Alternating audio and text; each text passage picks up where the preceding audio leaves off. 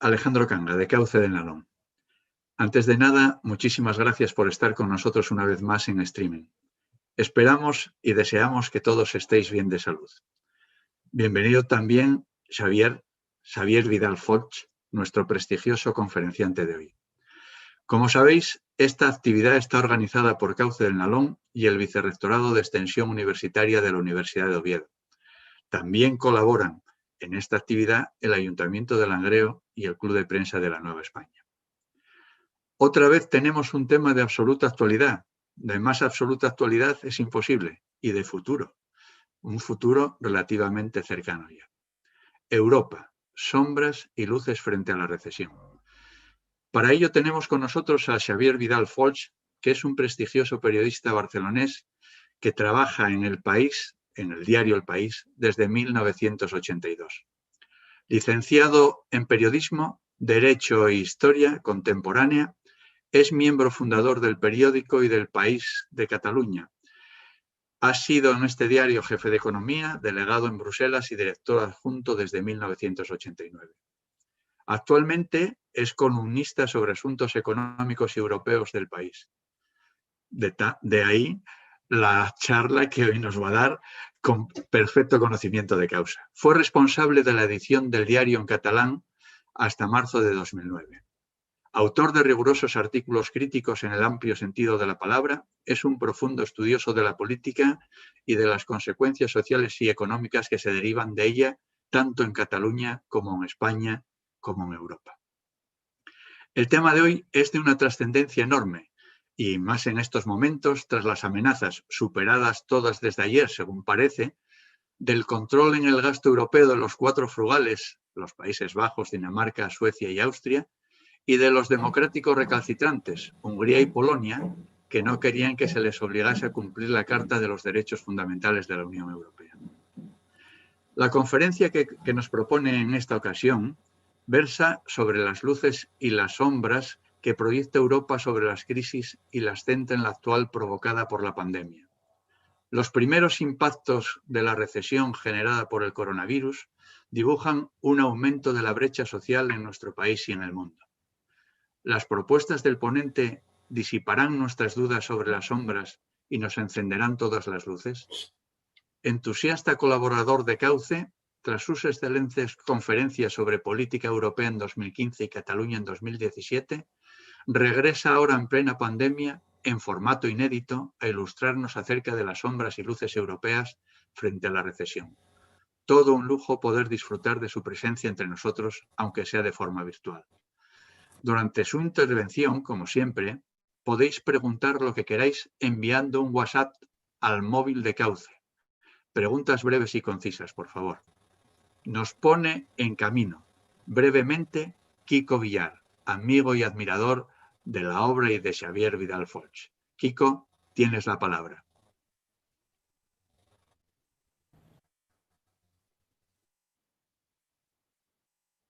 Buenas tardes, amigo Javier.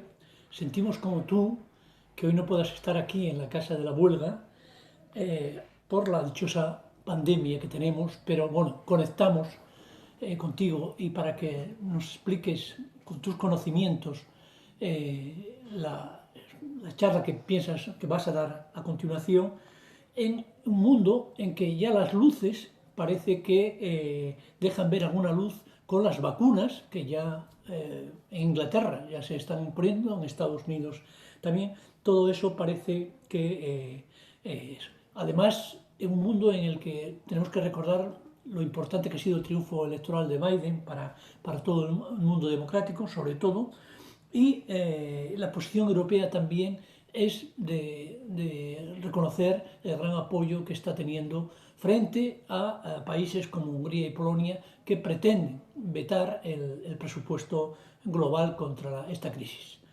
Y además, otro hecho importante en nuestro país ha sido la aprobación de los presupuestos y una cosa que no es tan positiva y sí sobre todo es la actitud de los nostálgicos militares que apoyados por Vox y Ayuso del PP, como sabes, cosas que en Europa, que con la que tú tienes mucha relación y con todos los países, se sienten completamente extrañados que sucedan estas cosas en nuestro país todavía. Como diría Borges, país. Bueno, pero vamos a empezar por lo primero. ¿Cómo conociste tú a Cauce y cómo yo te conocí a ti la primera vez que te fui a buscar a Ranón? Que presentamos Aladino, que era director de la Casa de la Vulga, y yo ese acto. Pues cuando llegamos a recogerte a Ranón, perdón, el viernes 16 de noviembre del 2012, para ese acto que ibas a tener en la Casa de la Vulga, para hablarnos también de Europa, desde que entraste en el coche hasta que llegaste al Agré Hotel, no paraste de llamar a los distintos colegas que tenías por toda Europa para hablar y comentarte y recibir la información última del próximo Consejo Europeo que iba a celebrarse próximamente, en esos próximos días.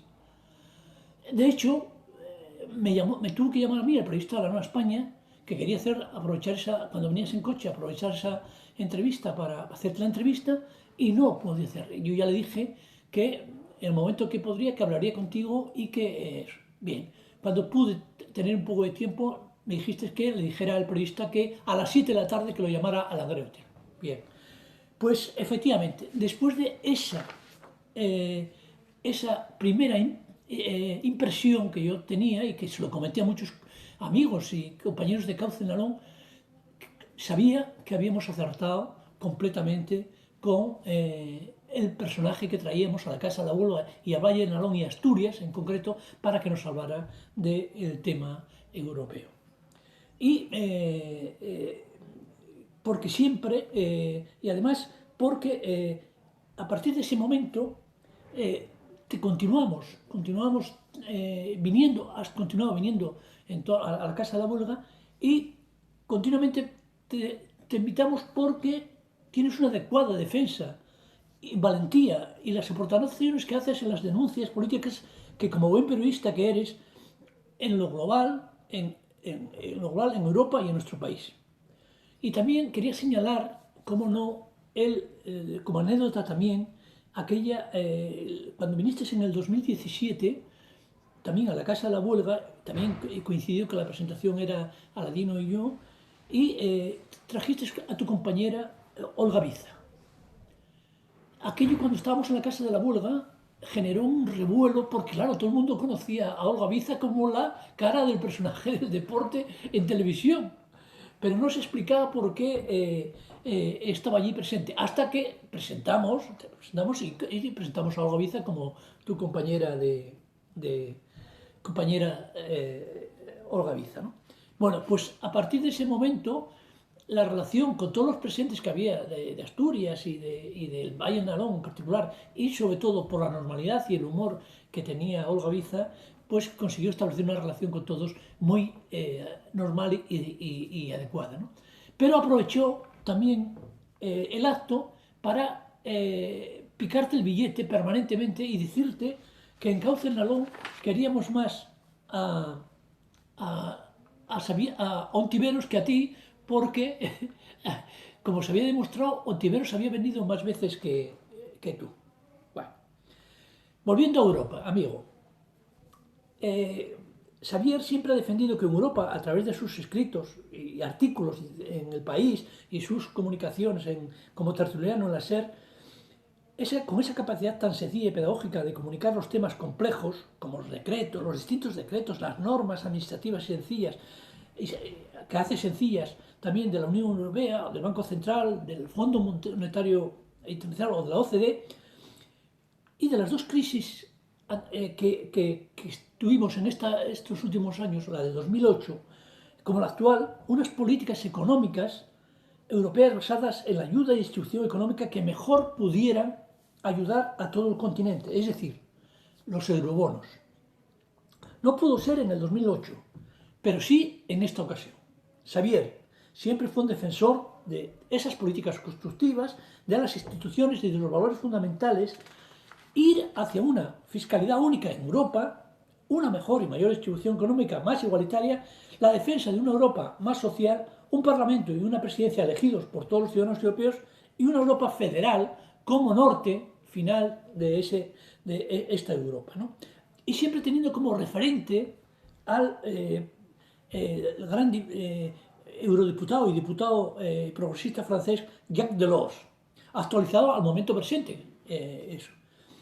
Por lo tanto, Xavier siempre ha defendido, durante la actual crisis de la pandemia actual en Europa, los eurobonos y los presupuestos aprobados y además los presupuestos aprobados de la nueva era de los 140 millones de euros para nuestro país, la mitad de ellos de ese montante sin ninguna condicionalidad y el resto a muy bajo interés, dado también el apoyo del Banco Central. Y junto a los presupuestos de nuestro país aprobados deberían incluso servir para su aplicación y aumentar la participación de otras fuerzas políticas.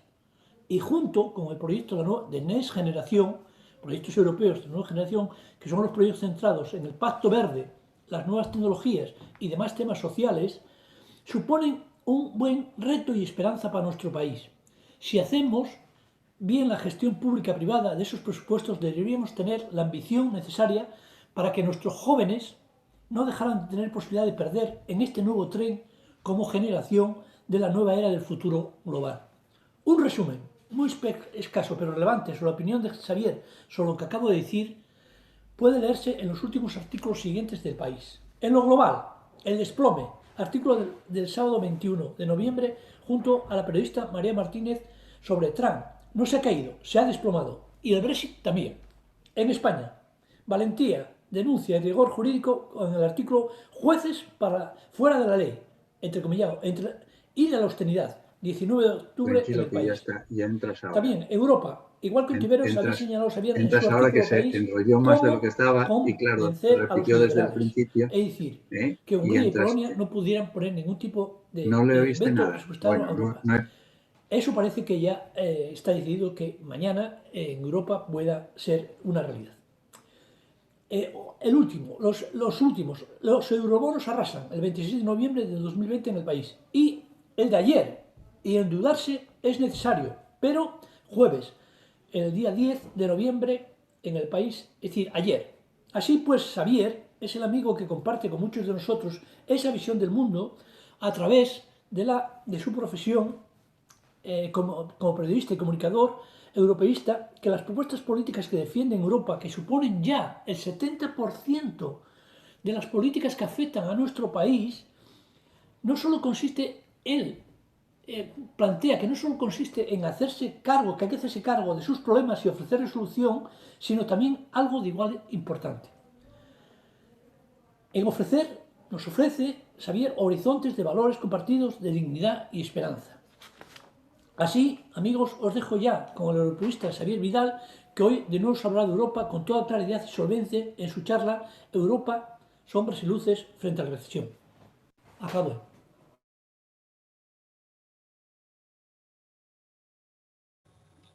¿Ahora estoy? ¿Sí? Sí. Hola, buenas tardes a todos.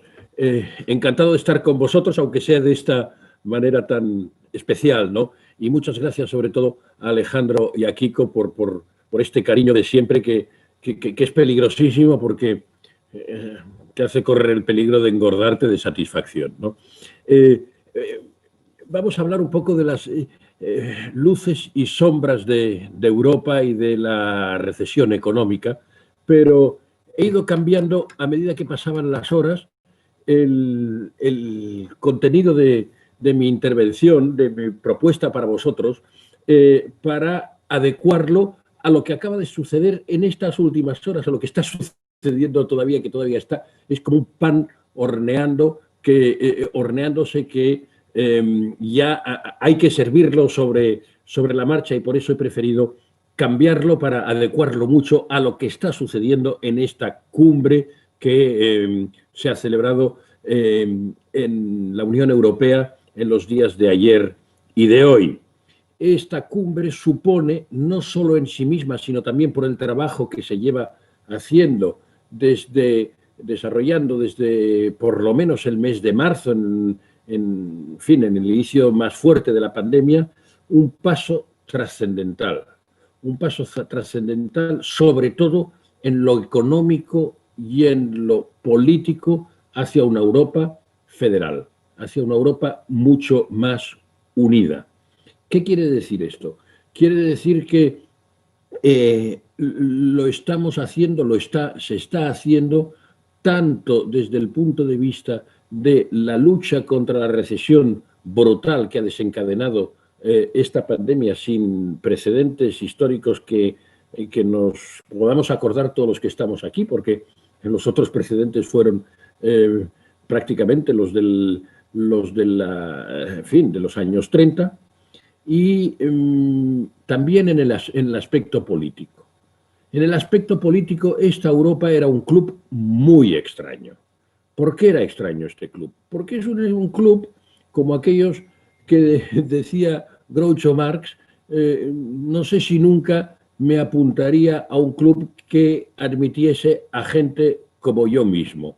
Pues bien, tenía algo de, si me permitís, la irreverencia, algo de esta paradoja que decía Groucho Marx. ¿Por qué? Porque las condiciones de admisión de un socio a este club comunitario no se mantenían a lo largo del tiempo. Dicho de otra manera, los criterios, las exigencias, los requisitos para entrar, para formar parte de este club y recibir la bola blanca de todos sus socios existentes, eran unas condiciones, aparte de las económicas, sobre todo unas condiciones políticas, democráticas, de cumplir con el artículo 2 del Tratado de la Unión.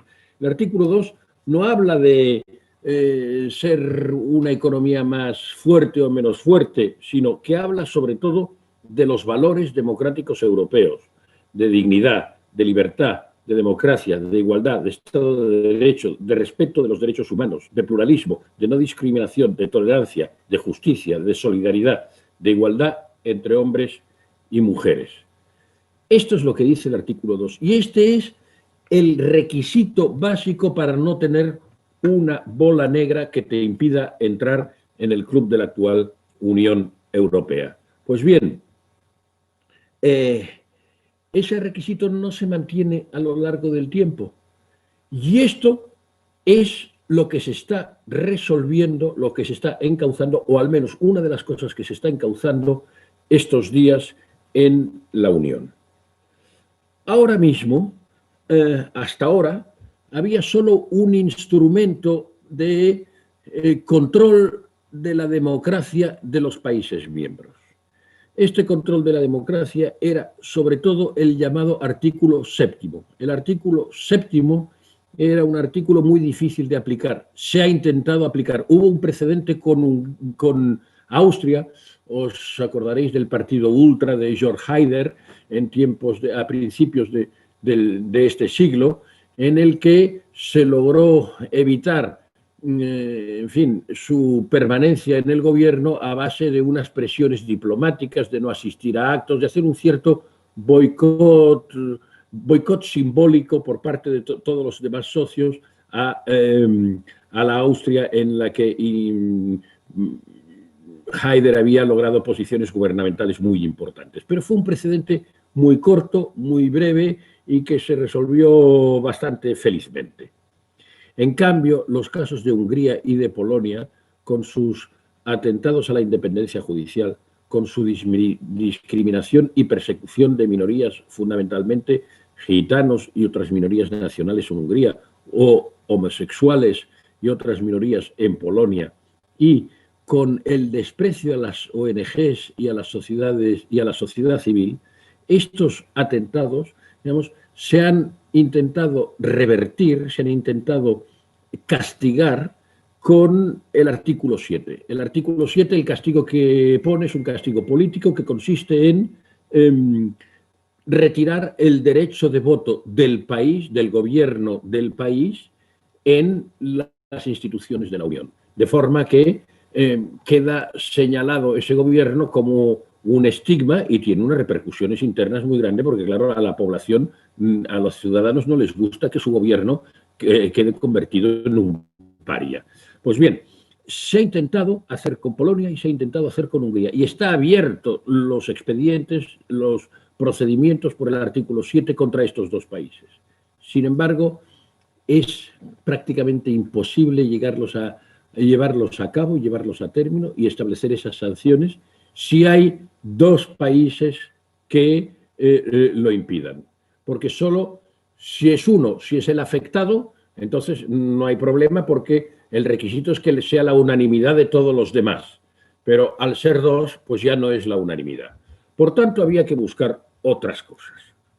Y otras cosas han sido las siguientes en estos últimos meses. Una es un llamado informe anual sobre la situación del Estado de Derecho en la Unión Europea y en cada uno de sus países. Y ha sido presentado, el primero de ellos, el pasado 30 de septiembre. O sea que es calentito también. No, hombre, no tan caliente como las resoluciones de la cumbre, pero calentito. ¿Qué quiere decir esto? Quiere decir que este informe no es más que un informe, pero es un informe que tiene una capacidad de presión, es lo que se llama la presión de los pares, de los países socios y de las instituciones que administran la Unión, y también la presión que suscita o puede suscitar entre los ciudadanos de los gobiernos a los que están sometidos. Pues bien, este informe de la Unión, como digo, es un informe de presión, es un informe preventivo que sobre todo examina 4 grandes asuntos. Los sistemas judiciales, que sean verdaderamente independientes, que haya buenas normativas para luchar contra la corrupción, y que exista el pluralismo político ideológico suficientemente asentado y la libertad de los medios de comunicación. Estos son los 4 principales. Este informe también ni siquiera conduce a ningún tipo de sanción. Es de presión y es la primera vez que se hace, pero es de presión y que conjuga con los otros 2 elementos que diré a continuación y también con el artículo 7, porque es como una especie de, en fin, de presión por cerco a través de armas de mar, tierra y aire, por todas partes. El tercer instrumento es un instrumento que se aprobó muy poco antes de la cumbre de ayer y de hoy. Es el reglamento del Plan de Recuperación Económica. Nos acordaremos de que el Plan de Recuperación Económica es aquel plan que se aprobó el 21 de julio por el Consejo Europeo, que España había jugado un papel importante y otros países en su diseño previo, que Alemania jugó un papel también y Francia jugaron un papel importante, que hubo aquella cuestión de que los países frugales les costaba, en definitiva, rascarse el bolsillo o tener que avalar, digamos, un plan de recuperación muy cuantioso por 750.000 millones y sobre todo financiado por lo que hasta ahora era un anatema, que es a través de una emisión de bonos, como se financia el Tesoro español, los bonos del Tesoro, o como se financia el Tesoro alemán, los Bunds, o como se financia cualquier tesoro nacional, es decir, emitiendo deuda que compran los inversores y cobran, bueno, ahora están pagando, pero ¿por qué están pagando? Porque los tipos de interés están muy bajos, ya entraremos en eso si conviene, pero, digamos, se financia de esta manera que hasta ahora era un anatema para los superortodoxos de la Unión y sobre todo los sectores, dijéramos, más derechistas de los países del norte, ¿no? Entonces, este plan de recuperación económica tan importante tenía un problema.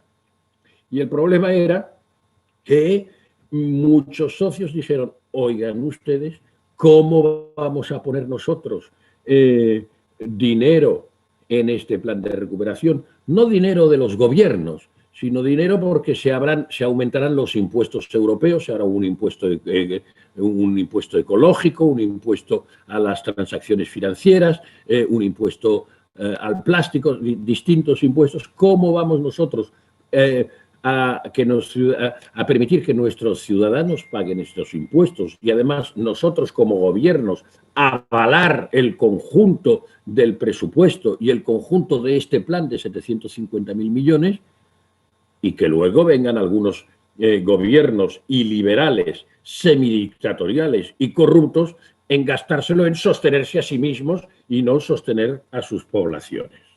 Y entonces, por eso, digamos, hubo este vínculo entre lo económico de hacer frente a la recesión con esta cantidad tan ingente, tan importante de dinero como nunca se había producido desde el punto de vista presupuestario. Otra cosa es desde el punto de vista del Banco Central Europeo, desde el punto de vista monetario sí,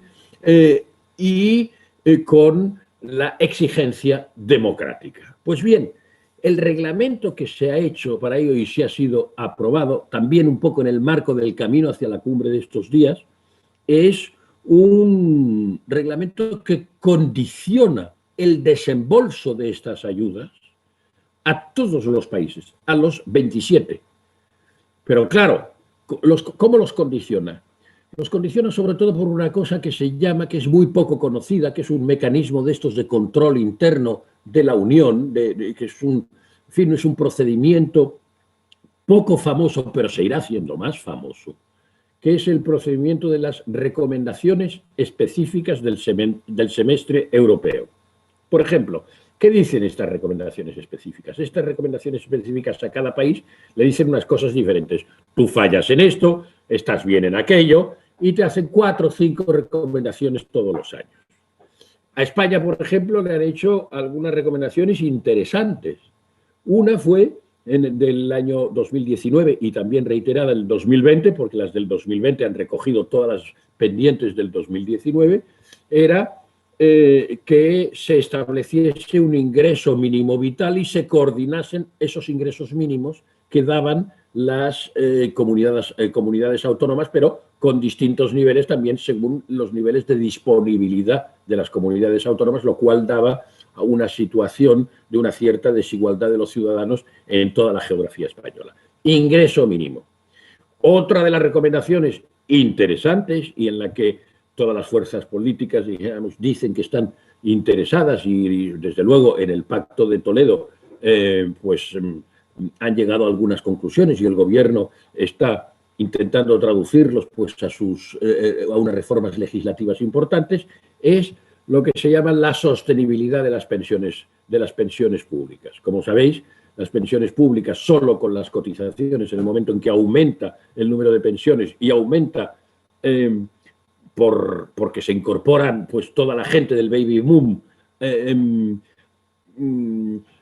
se incorporan con pensiones más altas, pues el desequilibrio entre los ingresos por cotizaciones sociales y los gastos en pensiones es cada vez más grande. Es decir, de alguna manera la seguridad social o se encuentra un nuevo sistema separando algunos de sus gastos de ser financiados con las cotizaciones sociales y financiarlos, por ejemplo, por impuestos específicos y otras reformas, o si no, no serán sostenibles y vendrá un día que las pensiones españolas no podrán sostenerse. Y esto es lo que dicen muy sensatamente las recomendaciones específicas. Estas son 2 de las más importantes. Como veis, son económicas sociales. Pero atención, cuidado, porque estábamos hablando no de pensiones y de lo social, sino de criterio democrático, de cumplimiento de los valores democráticos. Y en el caso de Polonia y de Hungría, se les dice que incumplen el Estado de Derecho en esas recomendaciones y que tienen que revertir algunas de las normas que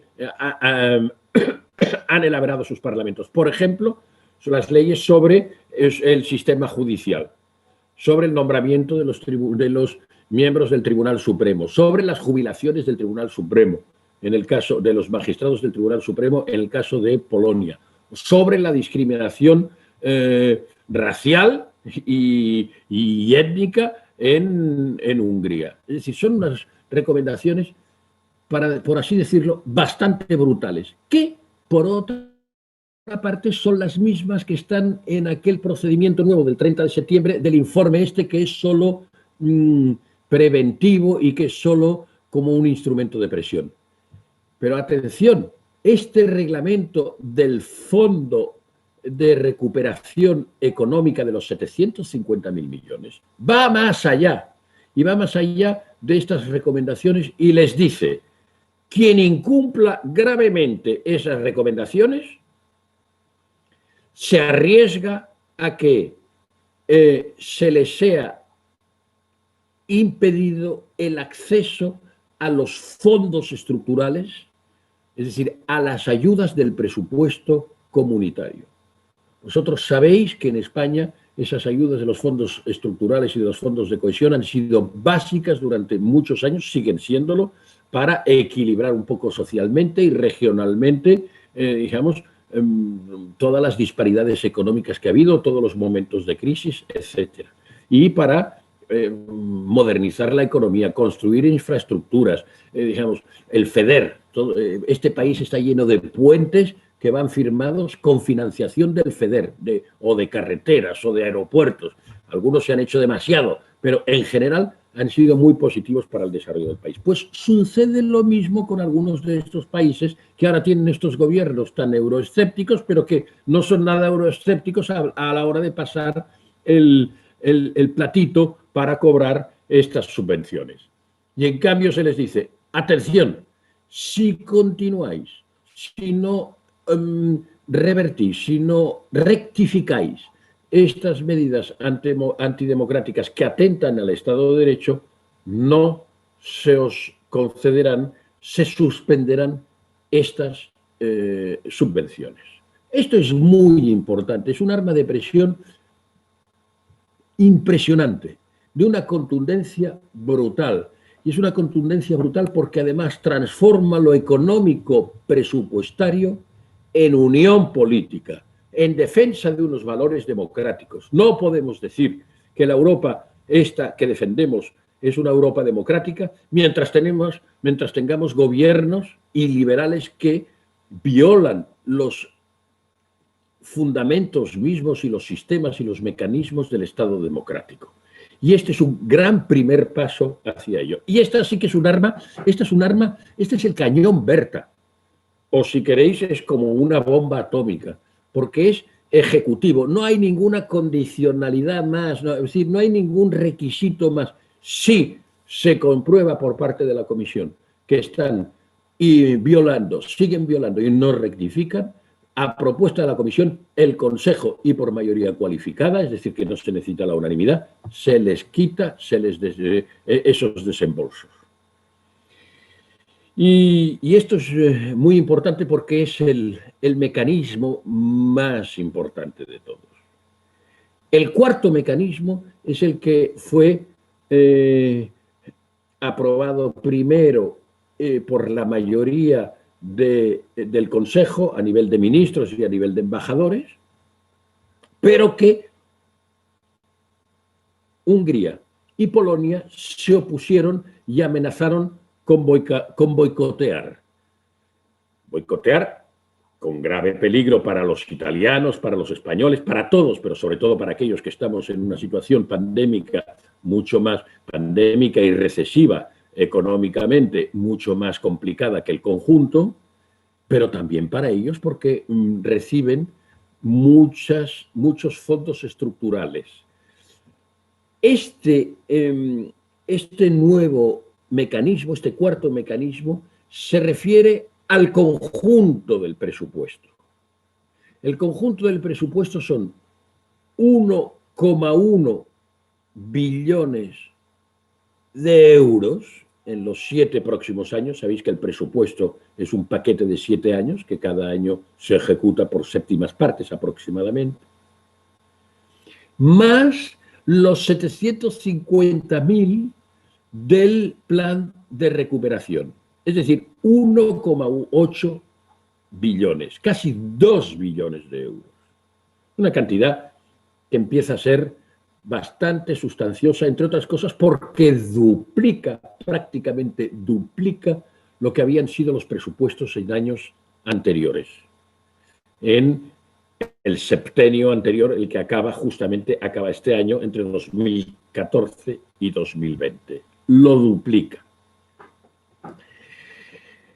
En cuanto a la parte del fondo de recuperación, que está dentro del presupuesto, porque se ha metido en programas del presupuesto, pues para fomentar la inversión, para fomentar la digitalización, para fomentar las inversiones ecológicas, etc. En cuanto a los 750.000 millones, están protegidos, digamos, de contaminación antidemocrática por el tercer mecanismo que habíamos dicho. Pero el resto no. Faltaba este billón, 1,1 billones del resto del presupuesto, que era, digamos, lo tradicional del presupuesto. Para entendernos, la política agrícola, las infraestructuras, las subvenciones clásicas sociales, etc. Fundamentalmente, pues, la política de cohesión y la política agrícola, que se llevan pues más de 2/3 del presupuesto. Pues ese dinero también se les condiciona. Y ellos lo intentaron boicotear. Lo intentaron boicotear hasta que, digamos, el Parlamento Europeo, por cierto que con un papel muy importante de los eurodiputados españoles, sobre todo de los eurodiputados socialistas, verdes y liberales, pero muy importante, exigiendo esta condición y endureciendo esta condición democrática, esta condicionalidad que se le llama, para que puedan recibir ese dinero. Bien, al final la cumbre ha validado, ha dado luz verde al reglamento que se había elaborado y le ha hecho una declaración, le ha añadido una típica declaración interpretativa, para que, digamos, como se necesitaba el voto a favor de los primeros ministros polaco y húngaro y estos se negaban, pues se les ha dado una declaración que dice dos cosas. Una es pura retórica, repite lo que dice el reglamento. Estas condiciones, estos requisitos democráticos se aplicarán objetivamente y a todo el mundo y sin ningún prejuicio y sin ninguna animadversión hacia nadie. Pero eso es repetir lo que ya está en el propio reglamento. Y la otra es decirles, bueno, podéis tener un poco de tiempo de adaptaros, porque mientras la comisión, esto es una cosa un poco técnica, pero en fin, la explico, aunque sea un poco aburrida. Es decir, como la comisión tiene que acabar el reglamento añadiéndole al reglamento unas líneas de desarrollo, unas líneas casi subreglamentarias para decir cómo se aplicará ese reglamento, entonces ellos podrán, si quieren, acudir al tribunal diciendo no estamos de acuerdo, y lo que diga el Tribunal de Justicia de la Unión Europea se incorporará, dijéramos, al reglamento y a estas guidelines, a estas líneas de interpretación, a este subreglamento, de forma que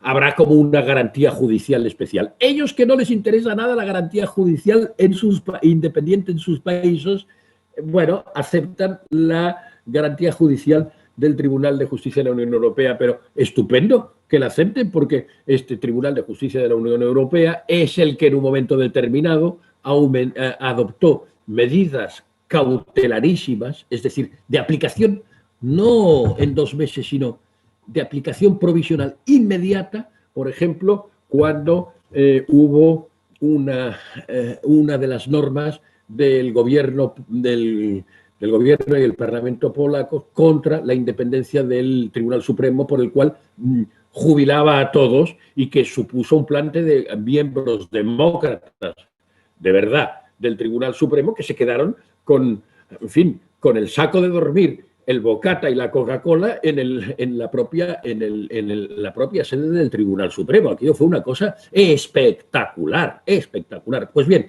ese Tribunal Supremo nadie duda de que dará razón a todas las, en fin, a todas las denuncias de incumplimiento de la democracia y que mejorará, si conviene, el texto que pueda hacer la Comisión y el Consejo. ¿Qué quiere decir? Que lo único que ganan es un poco de tiempo y, en fin, un poco de posibilidad de salvar la cara realmente hacia algunos de sus ciudadanos.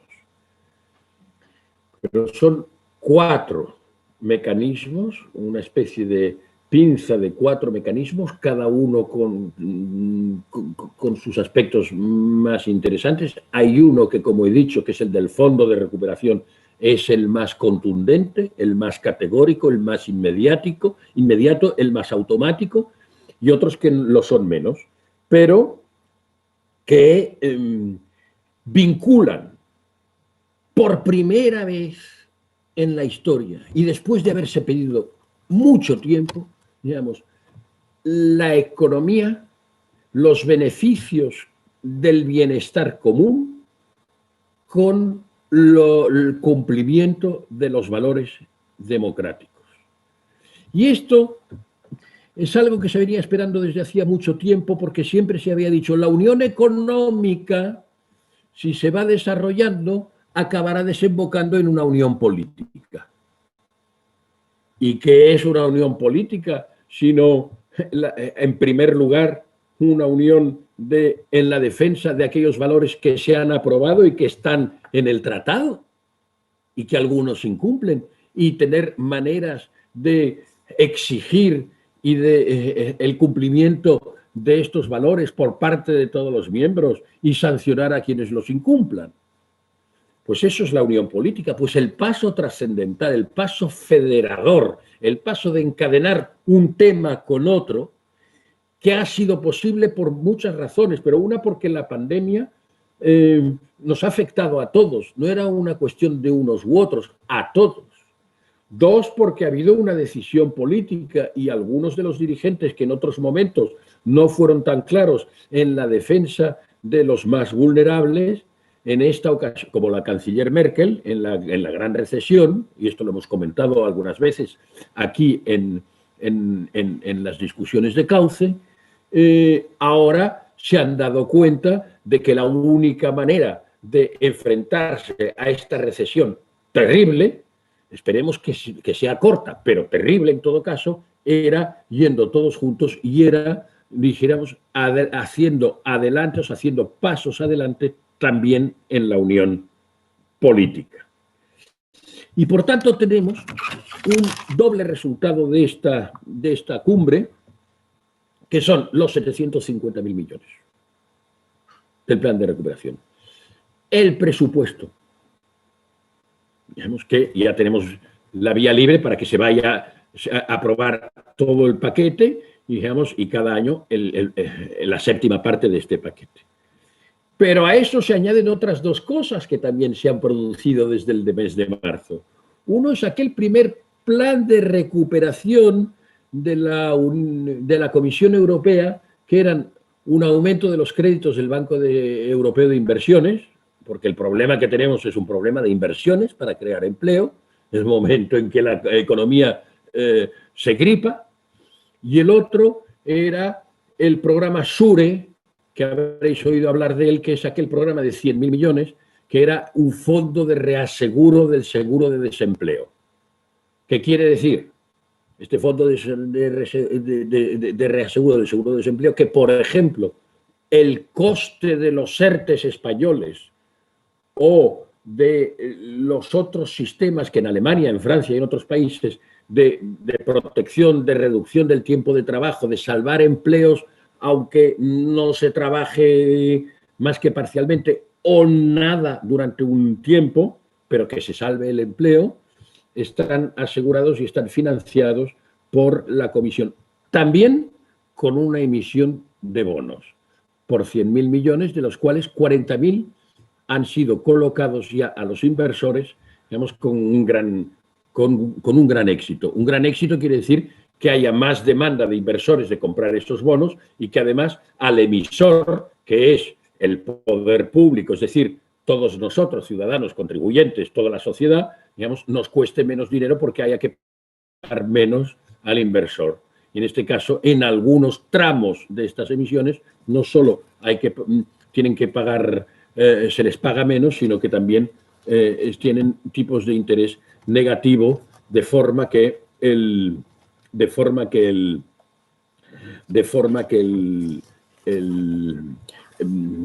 no solo no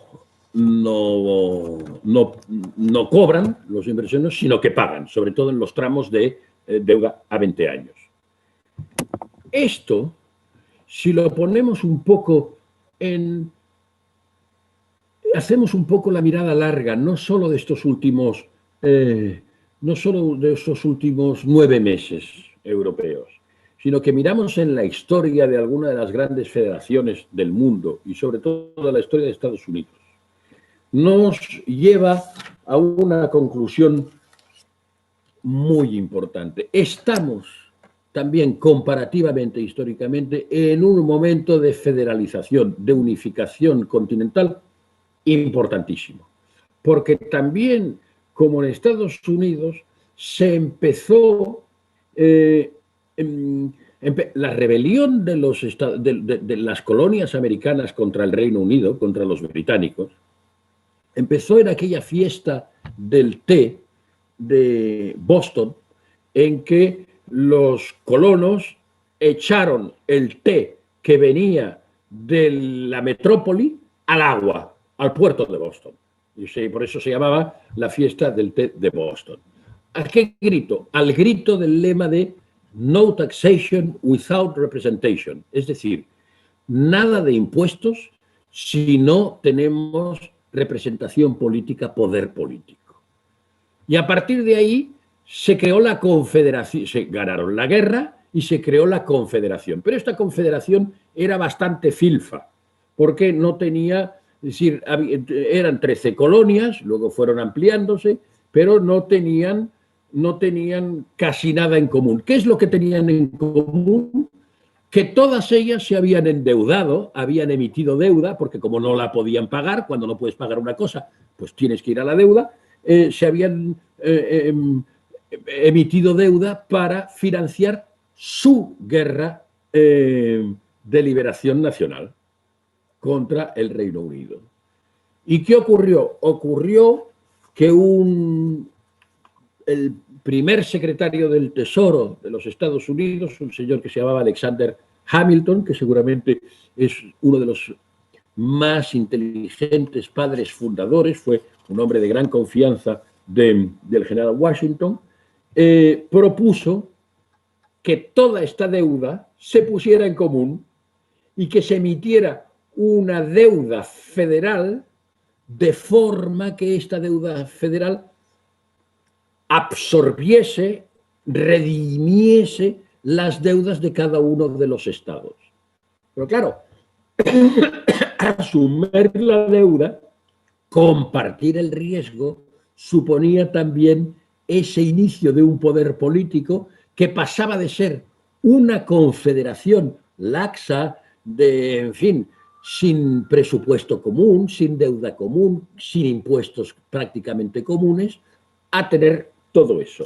El programa de Hamilton, que fue aprobado después de muchísimas discusiones, porque pensamos a veces que los americanos hicieron su unificación, en fin, de fiesta en fiesta. No, solo hubo la fiesta del té de Boston. Esta es la única fiesta que hubo y además fue una fiesta reivindicativa. Pues bien, los americanos, después de todas estas luchas y luego después de una guerra civil, lograron una cosa muy útil, que es la deuda, y decir, un presupuesto y poder, digamos, y este presupuesto alimentado por unos impuestos.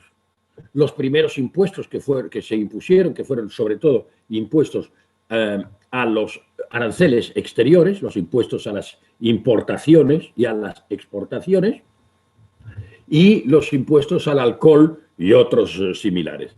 No eran muy importantes, pero eran importantes respecto a lo que es ahora.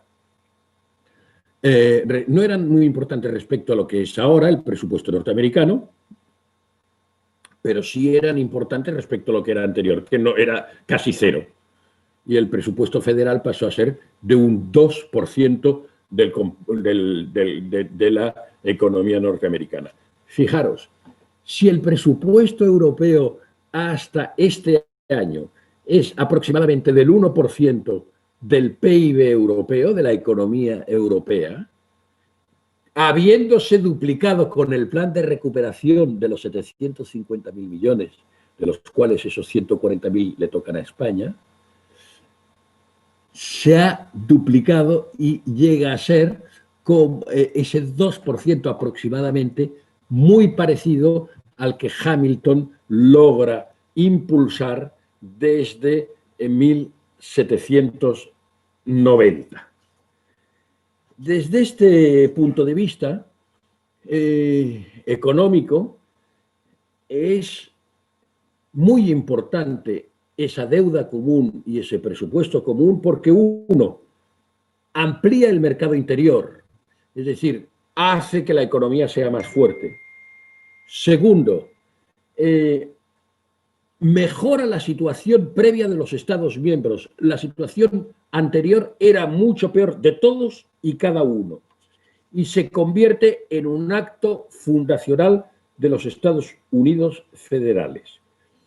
Dice el premio Nobel Thomas Sargent en su discurso de aceptación del Nobel en 2011, la justificación explícita que utilizó Hamilton para nacionalizar la deuda de los estados, es decir, para absolverla y convertirla en federal, fue que la mayor parte de la misma había sido incurrida, había sido creada para financiar sus contribuciones a la guerra de la independencia nacional.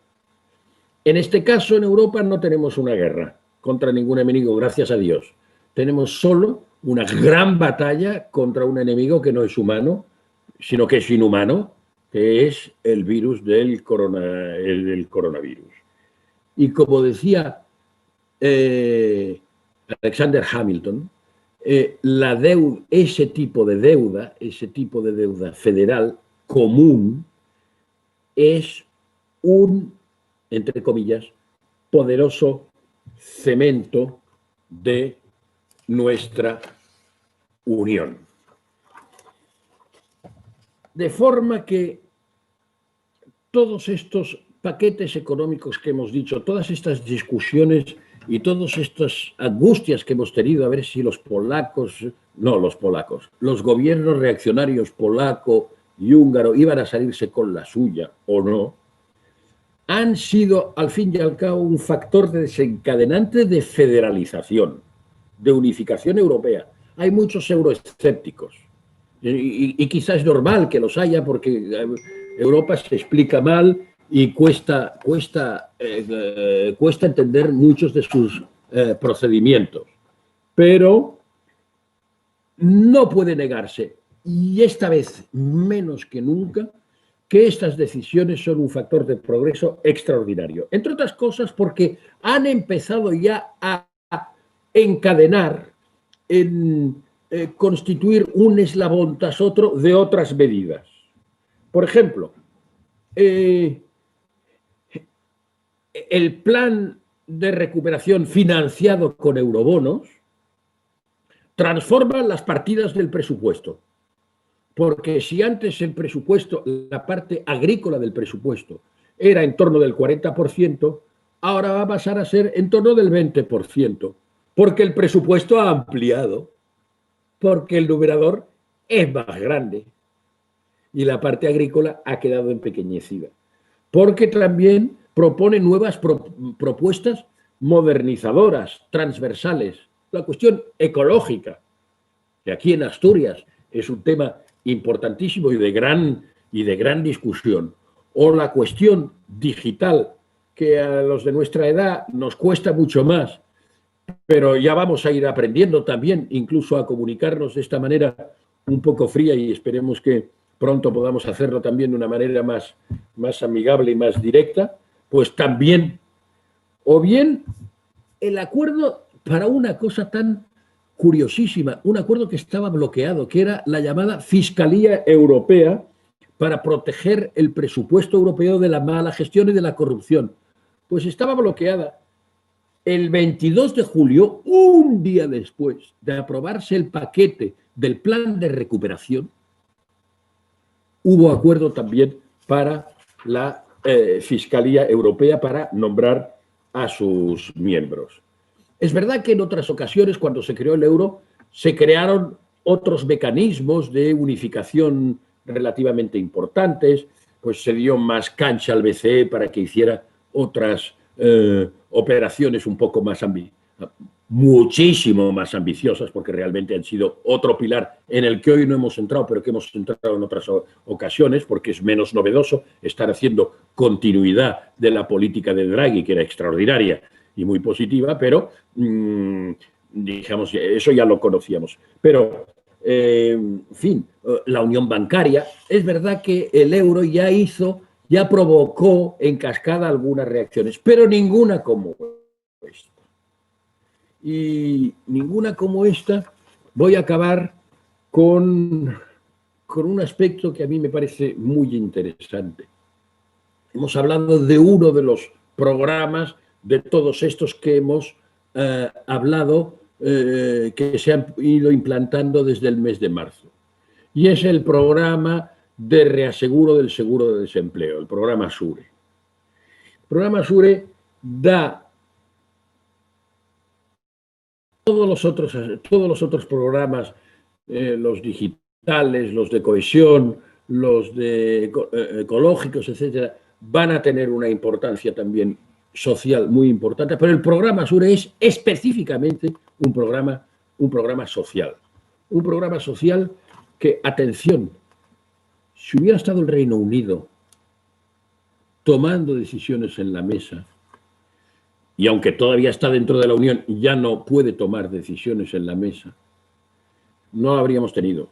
Y la prueba es que el Reino Unido durante años y años y años y años, en fin, desde que se integró, hubo una pequeña paréntesis durante la época Blair-Gordon Brown, que hubo un poquito más de, en fin, de acuerdos sociales que en parte endosó, en parte hizo suyos el Reino Unido, pero siempre estuvo en contra de la Europa social, porque decían que lo mejor socialmente eran los suyos, lo que ellos tenían. Bueno, que se lo pregunten lo que hizo de la señora Thatcher, ¿no? Pero no solo eso, sino que también estaba contra el euro. Y estaba contra, por supuesto, si no estaba a favor del euro, cómo hacer una emisión de deuda en común y cómo hacer una unión política, si lo que quieren es romper la poca unión política que existía cuando ellos estaban de pleno derecho. Es decir, esto es posible, entre otras razones, aunque los británicos han aportado muchas cosas y ojalá se queden en un acuerdo externo, pero lo más cerca posible. También es verdad que ellos no habrían tolerado estos avances. Y estos avances, sobre todo, de tipo, es decir, estos avances también de tipo social del programa SURE, cuyo éxito demuestra también que hay tres tabús que se han roto, tres tabús concretos en el mercado financiero que es importante en la Unión. Uno es que finalmente hay la gente de finanzas habla del safe asset, es decir, un activo seguro en el que poder invertir. Es decir, no hay un mercado financiero si no hay un activo que tú puedas comprar o vender con seguridad, es decir, y que por tanto sea potente, que tenga una gran amplitud de mercado de compradores y también internacionalmente. Las emisiones de deuda que ya se han hecho por 40.000 millones del programa SURE y las que se harán, demuestran que las que se harán, o dicho de otra manera, preludian, prefiguran, anuncian que las que se harán de 750.000 millones. Se harán un poco más de 750.000 millones porque son, en fin, porque serán casi 800.000 por una cuestión técnica. Pero preludian que serán un activo seguro y que, por tanto, el mercado financiero específicamente europeo será muy importante y acortará distancias respecto a la ventaja que nos tienen los Estados Unidos. Segundo, es muy importante que aquella cosa supremacista que decían algunos del norte, de decir, oiga, antes de ampliar el compartir riesgo, reduzcamos el riesgo que ya tenemos, porque miren ustedes los bancos italianos qué mal están porque están mal administrados, a ver si los tendremos que rescatar los países ricos. Pues esto ya se ha acabado. Ahora se comparte riesgo porque el enemigo común es muy importante y porque los más inteligentes de los países del norte se han dado cuenta de que eso no solo era posible, sino que era absolutamente necesario. Y tercero, se ha acabado con el síndrome lo que le llaman el azar moral, el moral hazard, o bien lo que yo llamaría el complejo del polizón o del gorrón. Es decir, oiga, si aquí hay unas ayudas, siempre habrá quien se aproveche, quien las aproveche mal, y por tanto estas conductas irresponsables lo estropean todo, y mejor que no las demos, estas conductas irresponsables, cuando la respuesta no es mejor que no las demos, sino que las hagamos con los controles necesarios, no solo del buen uso de las ayudas, sino también de que quien las emplea y a quienes benefician constituyen y defienden esos valores democráticos comunes que, por una vez, de una forma muy importante, y que esperemos que en eso se vaya profundizando, han sido ratificados, ensalzados, solemnizados y dotados de poderosos instrumentos de defensa, porque unen a los valores, a la defensa de esos valores, el interés concreto de la gente. Y el interés concreto de la gente, al final, atenciendo el interés particularista, corrupto y dictatorial de los gobiernos iliberales, como hemos visto en Estados Unidos de América del Norte en estas últimas semanas. Estoy encantado de estar con vosotros y dispuesto a contestar cualquier pregunta que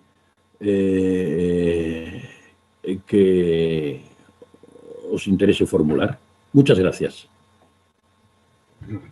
Un verdadero placer escucharte, Xavier.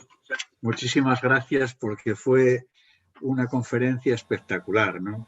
Para mí tendríamos que tener 3 veces más de tiempo para poder escuchar y aprender cosas de Europa que yo creo que viste más luces que sombras. Veo, solo sombras para los euroscépticos, me parece ver. Bueno, vamos a pasar ahora a una grabación de 2 preguntas que nos había hecho Kiko, y después te formulo las preguntas que fui recogiendo a lo largo de tu intervención, que las fui concentrando en 2 o 3 capítulos, ¿de acuerdo? Pasamos entonces a esta grabación de 2 preguntas que te realiza Kiko. Bueno, vamos a pasar ahora a una Bien, entonces aprovecho esta situación y te hago ya adelanto las 2 preguntas que quería hacer, para que después de tu explicación entres ahí a contestarse, si tú crees que procede.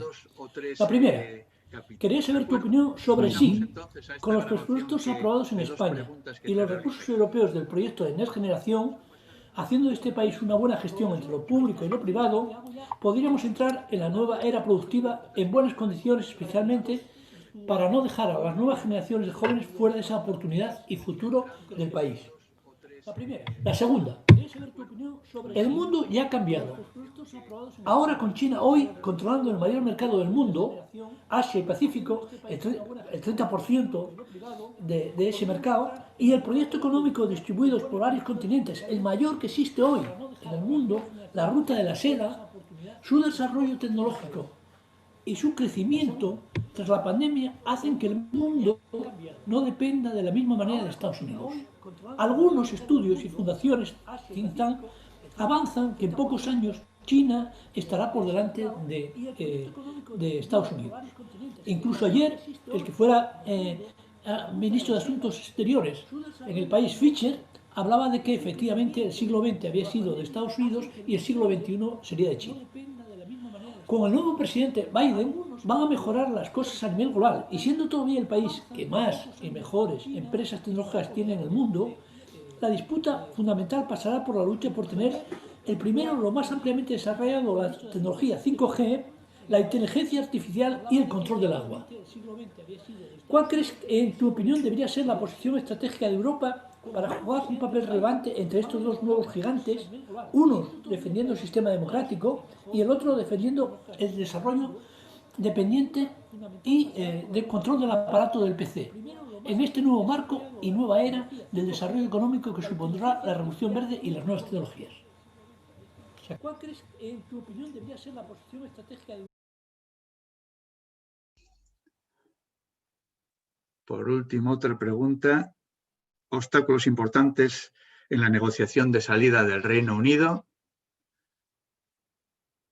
Y no sé si pudisteis escuchar las preguntas de Juan Llaneza, porque parece ser que había algún problema, pero me refiero, ¿podemos esperar los españoles que las medidas contempladas en el plan de recuperación se lleven adelante sin sobresaltos o corremos algún peligro? Y en este caso, ¿cuál es el mayor peligro? También, en este sentido, diría Severino, ¿el problema de bloqueo que han planteado Hungría y Polonia no evidencia la falta de democracia de la toma de decisiones en el seno de la Unión, que deja las verdaderas decisiones en manos del Consejo, con derecho a voto de cada país y no en el Parlamento? Esas son las preguntas, en resumen, que tenemos para Xavier y que trataremos de solucionar los problemas a ver si es posible que nos la responda de un momento a otro. Está solicitando de nuevo la entrada en la plataforma. A ver, ahora. ¿Ahora sí? ¿Ahora sí? Perfectamente. ¿Ahora puede sí? responder ya. Puede responder, Perfecto. sí. Perfecto. Perfecto, pues entonces intento responder. ¿Se oye bien? ¿Se oye bien? ¿Sí? ¿Se oye bien? ¿Se oye bien? Voy a intentar... Se te escucha ¿Sí? perfectamente. ¿Se oye bien? Adelante. Perfectamente, Perfecto. adelante. Intento responder las preguntas, espero que haberlas bien entendido. Kiko hablaba del uso de España y de la eficacia en el uso de España, por parte de España, de los fondos de recuperación. Bien, yo creo que este plan de recuperación abre una inmensa oportunidad para España y para los españoles. ¿Por qué? Fundamentalmente porque algunas de las líneas directrices fundamentales que intenta fomentar el plan europeo corresponden con las necesidades y las prioridades que se estaban diseñando en España. Es decir, lo verde, lo ecológico, lo social. Es decir, lo verde, tenemos una composición energética con una componente de suministro de energías fósiles de las peores de la Unión. Por tanto, las energías renovables que en algún tiempo se intentaron fomentar a principios de este siglo, en el gobierno Zapatero, que con más buena intención que resultados, pues no han dado los efectos que tenían que dar. Y, digamos, un impulso para esto es algo verdaderamente necesario. Pasa exactamente lo mismo con lo digital. Es decir, lo digital, el teletrabajo ha demostrado que nosotros que estábamos en prácticamente en unos niveles mínimos respecto a lo que, por ejemplo, tienen los países escandinavos de teletrabajo, pues se han podido duplicar, porque la letra con sangre entra y porque hay que hacer de necesidad virtud, pero hemos aprendido a teletrabajar De forma que esto es, no digo que como única salida, pero como algo importante, sí es como un componente importante del mundo del trabajo, sí lo es, como es importante en la telemedicina. Hoy día se están, en fin, complementando muchos tratamientos, muchos diagnósticos, etcétera, por vía digital, sobre todo cuando funcionan bien, como esperemos que acabe funcionando nuestras comunicaciones esta noche. Y en la cohesión social pasa exactamente lo mismo, es decir, el impulso al ingreso mínimo vital ha sido un impulso europeo, porque a veces solo nos acordamos de cuando en algún momento hubo el impulso a una austeridad excesiva y en cambio no nos acordamos cuando ahora, de forma mucho más positiva, hay este impulso a la cohesión social, al ingreso mínimo vital y a la sostenibilidad de las pensiones, ¿no? Por tanto, aquí el problema y el secreto es que el sistema que ha ideado el gobierno sea suficientemente ágil y eficaz y que cuente con la colaboración de todos los agentes sociales y que no haga cada uno de su capa un sayo, como a veces tenemos tendencia los españoles. Y para eso es imprescindible una cierta lealtad y una cierta concertación política y social. Y ahí, digamos, los agentes sociales y económicos han demostrado más responsabilidad en estos últimos meses, a mi modo de ver, que algunos de los agentes políticos. Y es importante que esto se haga porque luego hay otra cuestión más general. No sé si lo hemos hablado en alguna otra ocasión, pero yo tengo un poco la manía de recordar que los españoles, digamos, haríamos bien de olvidarnos de estar todo el día remachando sobre nuestros defectos, nuestros agujeros negros y nuestros atrasos. ¿Por qué? No digo que no tengamos en cuenta que hemos de mejorar, sino que porque fundamentalmente cuando ha habido ocasiones, grandes oportunidades de apuntarse al carro de unas grandes innovaciones en el terreno internacional y sobre todo en el terreno europeo, la economía española y los ciudadanos, las empresas españolas, los trabajadores españoles, los ingenieros españoles, los empleados españoles, los oficinistas españoles, los funcionarios españoles, los sanitarios españoles, han demostrado que son gente con un cierto nivel de talento y un cierto nivel de preparación y han superado estos retos, unas ocasiones, digamos, con más fluidez y otras con menos, pero España puede hacer un buen uso, España puede hacer un buen uso de estos fondos, sobre todo si intenta pactar, no diré ya una unanimidad social, pero sí una cierta concertación en que todo el mundo pueda jugar el papel que le corresponde también en el juego institucional. La segunda cuestión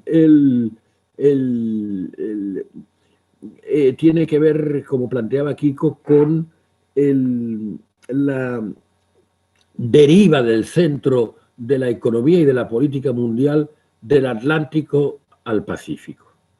Y las previsiones de que en pocos años pues la China superará a los Estados Unidos, en fin, la nueva posición, digamos, de Washington con el presidente electo Joe Biden y cuál debe ser la posición europea sobre, digamos, estos equilibrios mundiales. Bien, yo creo que las cosas serán difícilmente iguales de las que han sido en estos últimos tiempos, gracias a Dios, porque son, en fin, peores no pueden ser las que han sucedido, sobre todo en el liderazgo de Occidente. Ha sido un liderazgo catastrófico y canalla por parte de Washington, que ha destruido todas las instituciones, todas las complicidades, todo el multilateralismo que ella misma, esa capital, había contribuido de una forma importante a crear, con sus defectos, pero lo había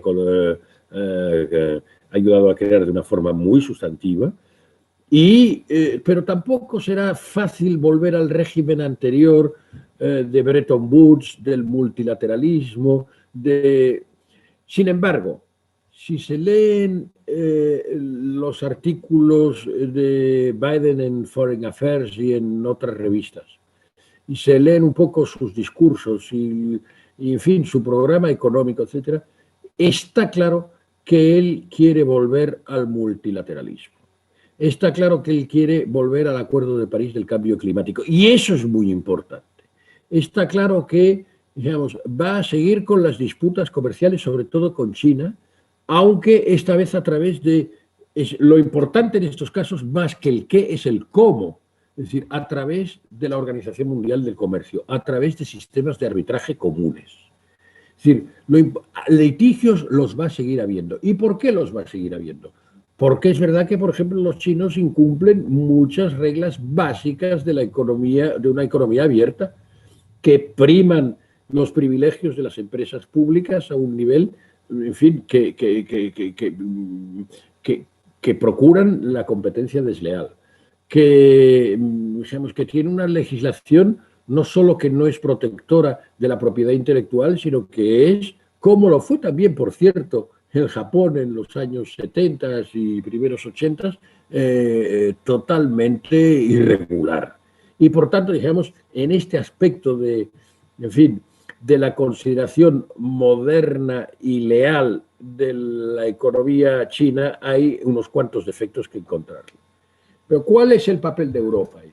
El papel de Europa es encontrar, resucitar, reformular, volver a fraguar una alianza con unos Estados Unidos al mismo tiempo que recuperan buena parte de aquello que perdieron con Donald Trump, sin olvidar que mientras tanto ha hecho alianzas y tratados comerciales con muchos otros países, con Canadá, con Japón, con Singapur, con muchos otros países, con Mercosur ha iniciado también un proceso importante. Entonces, sin olvidar eso, jugar a esa complicidad, pero no creyendo que el liderazgo por sí solo de los Estados Unidos va a resolver las cosas. Entre otras cosas porque hemos descubierto que el liderazgo puede no ser tan sostenible en el tiempo. El liderazgo democrático y el liderazgo social que representa Biden. Y en cualquier caso es insuficiente porque incluso ya cuando ya funcionaba con los anteriores presidentes demócratas y algunos republicanos más centrista, era insuficiente. Y ahí está el papel impulsor de la Unión Europea, de la agenda exterior de la Unión Europea, digamos, como potencia normativa. ¿Qué quiere decir potencia normativa? Quiere decir que en lo que somos bastante buenos los europeos es en darnos reglas para encauzar los litigios. Y eso somos herederos un poco de los romanos. El gran activo del Imperio Romano no fueron solo los puentes y las calzadas y los puertos, fueron fundamentalmente sus leyes. Estamos hablando hoy cada día de derecho romano. Hablamos de la cláusula non bis in idem cuando decimos que no se puede repetir un juicio, hacer un juicio sobre el mismo asunto. Hablamos de la cláusula rebus sixtantius para decir que, oiga, que si una ley se aplica a una situación diferente, entonces debe cambiarse. Hablamos de todas estas cuestiones. Es decir, somos buenos en reglas, somos potencia normativa. Entonces, de eso hay que aprovechar todo lo que podamos, pero también vamos a tener que tomar más compromisos, por ejemplo, en un tema que a nosotros nos cuesta mucho, que es el tema de la defensa. Y no podemos dejar que los norteamericanos hagan de gendarmes de Europa frente a Rusia. Y tendremos que gastar dinero en eso. Seguramente tendremos que hacerlo más inteligente, que en vez de gastar mucho más dinero, lo gastemos mejor. Es decir, en vez de tener 11 tipos de tanques distintos, tengamos 1 o 2, como tienen los norteamericanos. O gastemos más en satélites de inspección que no en tropas de tierra, que, en fin, ya no hay invasiones terrestres posibles en el viejo continente de una forma seria, ¿no? Entonces, potencia normativa, potencia defensiva, potencia diplomática. Es decir, hemos de empezar a hablar, y yo creo que en esto Josep Borrell como alto, pero no solo él, toda la comisión, como alto representante de la política exterior, está acertado en el sentido de que hemos de empezar a hablar no solo de los europeos como potencia suave, soft power, sino también como poder, no solo un poder suave, sino poder. ¿Por qué? Porque el poder es solo un instrumento. Lo único que no hay que es enloquecer con el instrumento. El instrumento ha de ser para los buenos fines y ha de ser un instrumento decente. En este sentido, yo creo que Europa es un momento en que puede aportar muchísimo más para esa reconstrucción de un mundo más liberal, más multilateral y que, sobre todo, que vuelva a recuperar a todo Occidente en el mundo liberal, más de izquierdas, más de derechas, más centrado, más social, más liberal, como sea, pero en lo económico, pero que sea liberal políticamente.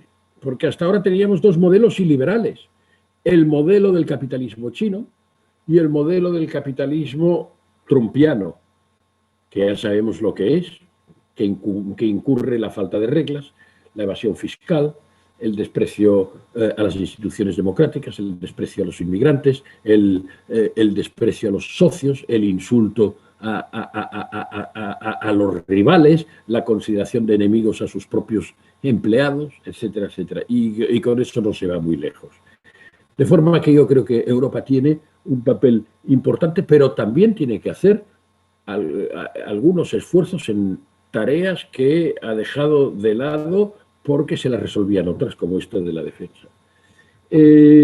Obstáculos en la negociación para el Reino Unido. Fundamentalmente son tres.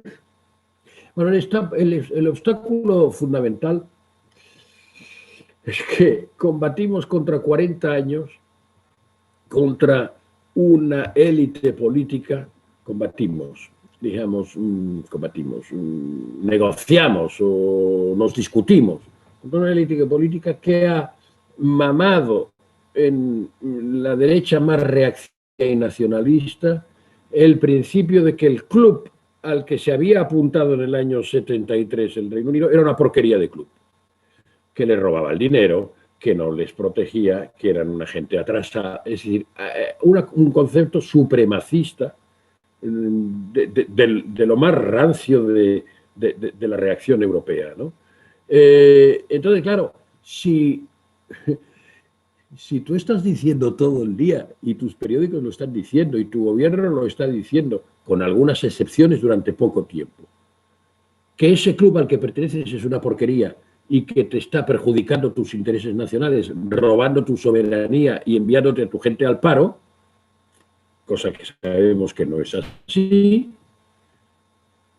pero hay mucha gente que se lo acaba creyendo.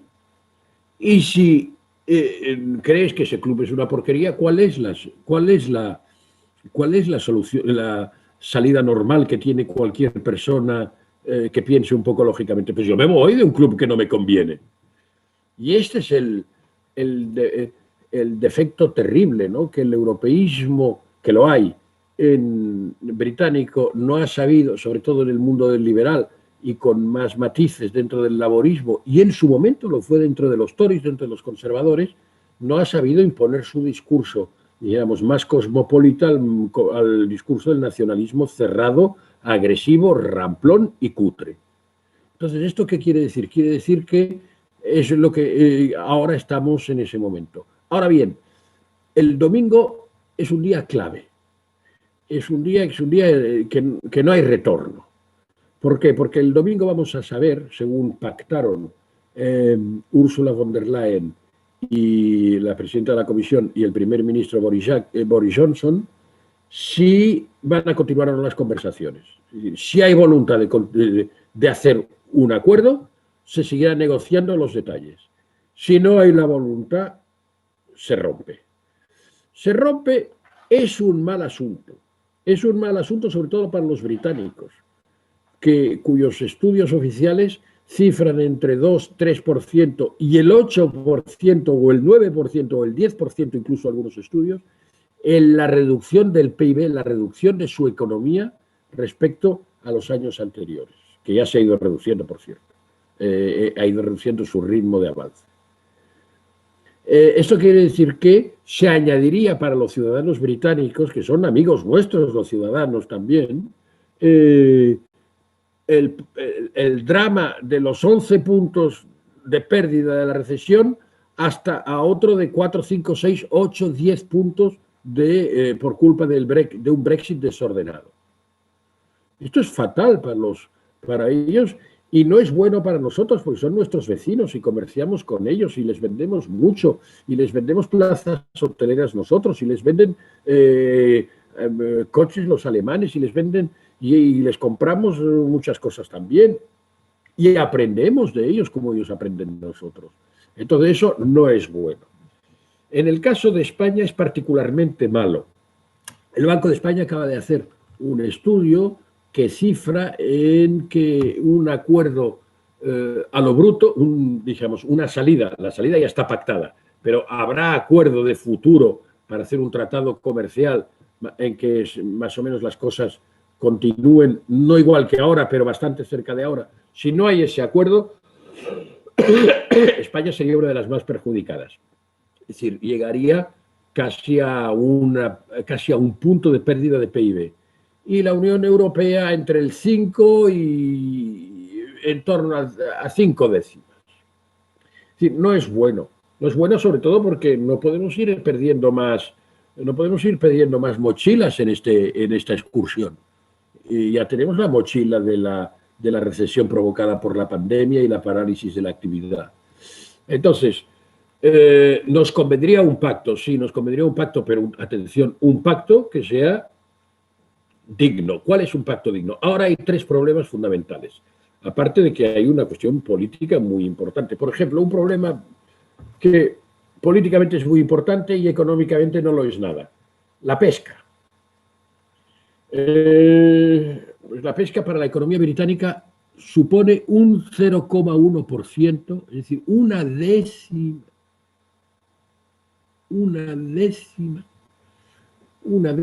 de su PIB. Una décima. Compararemos con el turismo español, que supone el 12%. 12, 14 con sectores añadidos, etc. Una décima.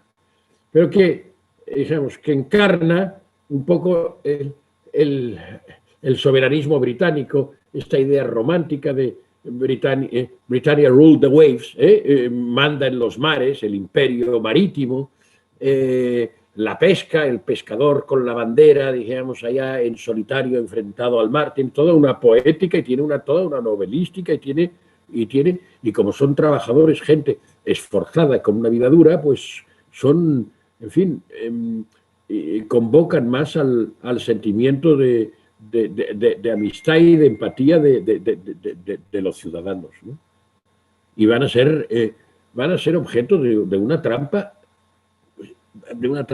brutal, porque, vamos a ver, muy bien, se puede entender que los britanos digan, vale, nosotros queremos ser nacionalistas y defendemos nuestra soberanía. Las aguas son nuestras, por tanto, esto del acceso compartido no nos gusta. Bueno, pero claro, el europeo también puede decir, ese es uno de los 3 temas, la pesca. El europeo también puede decir, oiga, usted quiere que los pescadores franceses y españoles, sobre todo los franceses, son los que llevan la peor parte, no tengan un acceso muy restringido a sus aguas. Y en cambio, ustedes que venden casi la totalidad de su pescado acabado como producto al mercado interior europeo, puedan tener acceso libre a ese mercado. Hombre, no. Pues respetaremos un poco sus necesidades, pero ustedes respeten las nuestras y lleguemos a un acuerdo equilibrado. Yo creo que en ese sector es en el que se podría llegar a un acuerdo un poco más equilibrado y se podría hacer quizá algún sacrificio, siempre buscando las compensaciones sociales. ¿Por qué? Porque es un sector relativamente poco importante y aunque aunque digamos, convoque tanta simpatía también entre los pescadores europeos, efectivamente no es, en fin, no es el cogollo de la cuestión. Lo es para los franceses. ¿Por qué? Porque son unas poblaciones que están enfrente delante del Canal de la Mancha, digamos, y que están muy concentradas, y que si ahí hay más paro, al señor Macron se le puede montar una revuelta de los chalecos, otra revuelta de los chalecos amarillos, pero en este caso los amarillos serían en fin, los anoraks estos los chalecos estos de pesca para protegerse del frío, ¿no? De forma que ese es un obstáculo. Y los otros dos son mucho más fundamentales todavía, ¿no? El primero es muy sentimental y político y simbólico, y los otros dos son fundamentales. Los británicos dicen, no, no, es que nuestra soberanía quiere decir que no respetemos las normas. Mire usted, si usted no quiere respetar las normas europeas, pues no va a poder tener el acceso al mercado interior sus productos, porque no queremos productos que no respeten las normas europeas. Y esto cada vez más los tratados comerciales van incorporando esta idea. Y más con alguien que está tan cerca y que nos conoce tan bien. Ahora parece que ellos estarían dispuestos a ceder un poco y decir, sí, respetaremos las normas hechas hasta hoy, elaboradas hasta hoy. Ve usted, las normas elaboradas hasta hoy, no solo las normas están elaboradas hasta hoy. Los europeos dicen, tengamos no exactamente las mismas normas, pero un alineamiento en los resultados prácticos de esas normas. Ellos no lo aceptan porque dicen, no, porque entonces esto nos condiciona. Bueno, pues si nos condiciona no vais a poder entrar vuestros aparatos de electrodomésticos. ¿Por qué? Porque no cumplen las normas del mercado europeo. No las cumplen, no las vais a poder ver de esto. Y claro, es que el mercado interior y no cumple. Estos son las normas industriales, los estándares industriales, pero luego están las normas medioambientales o las normas laborales o las normas fiscales. Van a ser un paraíso fiscal, ya lo tienen, ya los tienen los paraísos fiscales en las islas del Canal, que ahora vuelven a estar de moda, por cierto, por otras razones. Bien, podemos permitirnos que alguien esté vendiendo en dumping fiscal, en competencia fiscal desleal, medioambiental y laboral, si conviene con salarios bajísimos o con condiciones sociales bajísimas, etcétera, simplemente para inundar de sus productos el mercado interior. Mire usted, no los españoles, no los franceses. ¿Saben quiénes están en este momento más angustiados por estos? Alguien que ha sido toda la vida seguidor de los ingleses, los holandeses. ¿Y por qué? Porque están delante y se dan cuenta de que si ellos juegan juego sucio, y el señor Johnson ha demostrado que puede hacer juego sucio haciendo votar, luego la ha retirado en parte, haciendo votar una ley que incumplía el acuerdo de retirada respecto a Irlanda del Norte, el acuerdo de retirada que ya acordado, por el cual ellos se van el 1 de diciembre, porque eso, que se van ya no hay discusión. El problema es si se van con acuerdo comercial posterior para los siguientes años o no. Pues los holandeses están aterrorizados. Y otros de los que eran sus más amigos, los holandeses, los húngaros, los polacos, todos estos del este, que les veían un poco como una fuerza militar que les podía proteger, están muy enfadados con ellos también. Es decir, el momento de Boris Johnson es muy malo, porque está solo, en su partido está dividido, la Cámara de los Lores está dividida, su gran patrocinador, el señor Trump, pues está jugando al golf. Y los 27 están unidos, insólitamente unidos. Ellos se creían que iban a dividir a los 27, pues no ha sido así. Son los 27 los que han mantenido la unidad y como consecuencia de ellos la sociedad, la élite política británica se ha dividido. La sociedad está evolucionando mucho más según las últimas encuestas, más hacia el deseo de pertenecer a Europa que a lo contrario. De forma que es muy difícil pronosticar. Si impera la lógica económica, el señor Johnson tendría que ir a hacer acuerdos pragmáticos. Si impera la lógica patriótica, que es en la que él es más especialista, pues tiene que romper el domingo, pero esto ya lo sabremos el lunes. Y si rompen, va a ser complicado. Y los españoles tendremos que ser un poco listos en ver cómo resolvemos algunos temas, porque en asuntos puntuales, pero muy importantes, quedaríamos afectados. Y no me refiero a Gibraltar, me refiero sobre todo al subsector hortofrutícola y me refiero sobre todo al sector turístico, entre otros. Esos son dos fundamentales. Entonces, otro punto. España es capaz de aplicar las medidas del plan de recuperación sin sobresaltos. Tenemos algunos peligros. Alguno de ustedes ha planteado, digamos, algunas incertidumbres sobre la división en grupos, que si los frugales, que si los populistas, que si... vamos a ver qué pasa ahora con la sucesión de la señora Merkel, etcétera, etcétera. Todo eso es verdad. Todo eso es verdad. Es un escenario lleno de incertidumbres. Lo que ocurre que hay un principio también del derecho romano, que es el principio de que quien puede lo más puede lo menos.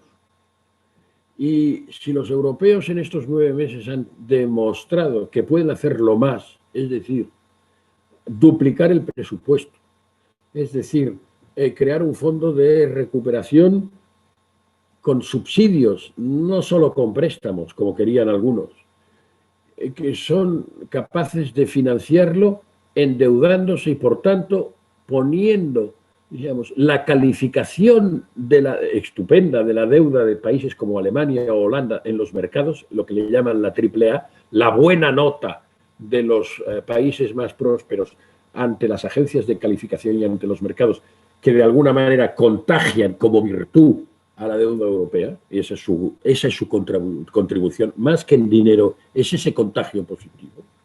Si los europeos han sido capaces de hacer esto, ¿por qué no tendrían que ser capaces de hacer las cosas más pequeñas? Yo creo que, en fin, que no va a ser un camino de rosas, pero que la dinámica, esta dinámica federadora de la que hemos hablado antes, es... En fin, puede tener momentos de gripe y puede tener momentos de sobresalto y puede tener momentos incluso de retraso y de parálisis momentánea, pero me parece que es difícilmente reversible. Creo que hemos entrado en un camino que exigirá continuar cabalgando, pero que es muy difícil caerse del caballo si lo seguimos haciendo de la manera que colectivamente lo hemos estado haciendo y ahora, digamos, reencauzando a los gobiernos iliberales. Veremos cómo reaccionan esos, pero veamos también otras cosas que están sucediendo. Hablaban de la señora Merkel y de Alemania.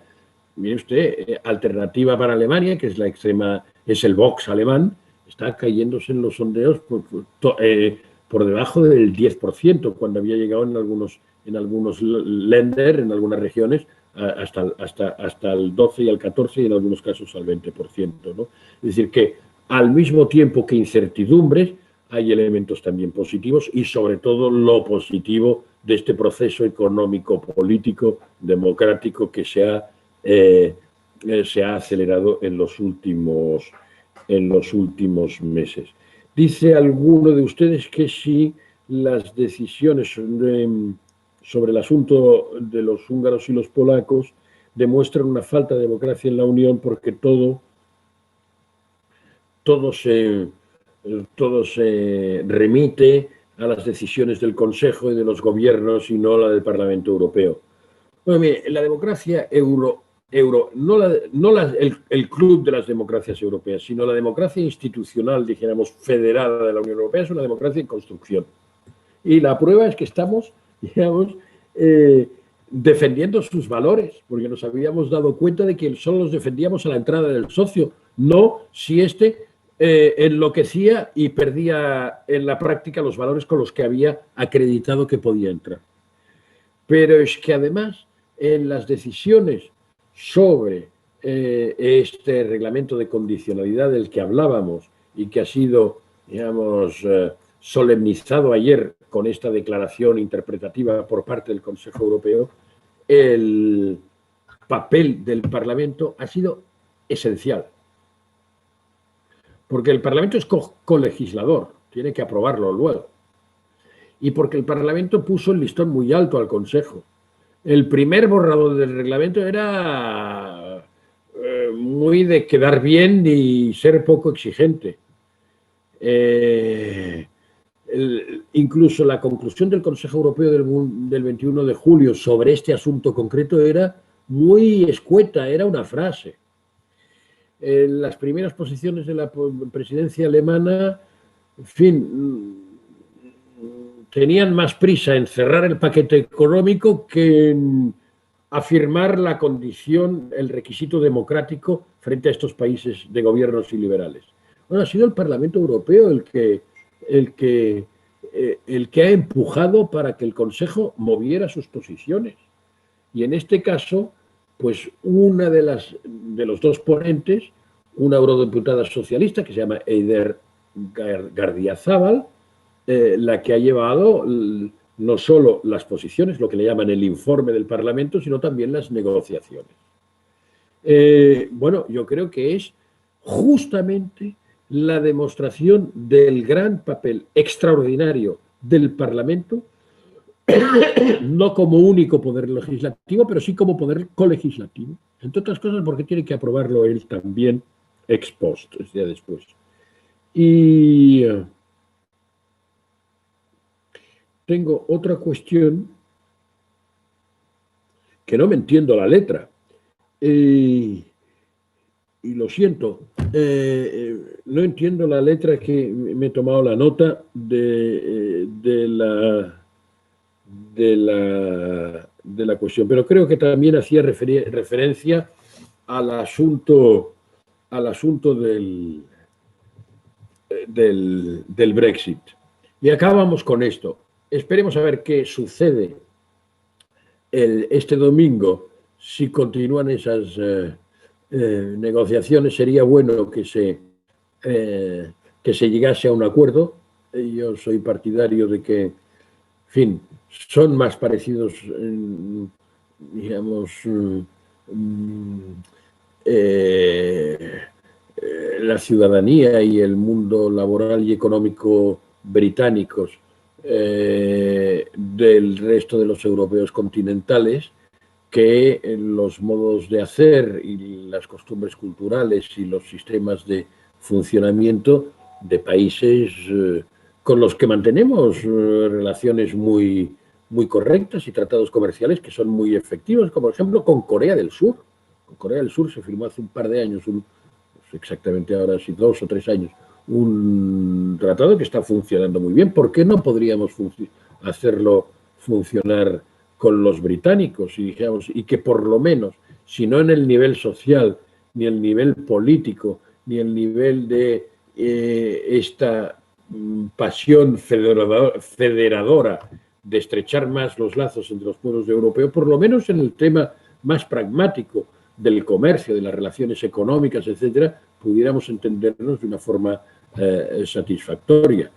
Y yo creo que, en fin, existe alguna posibilidad, pero con esta gobernanza del Reino Unido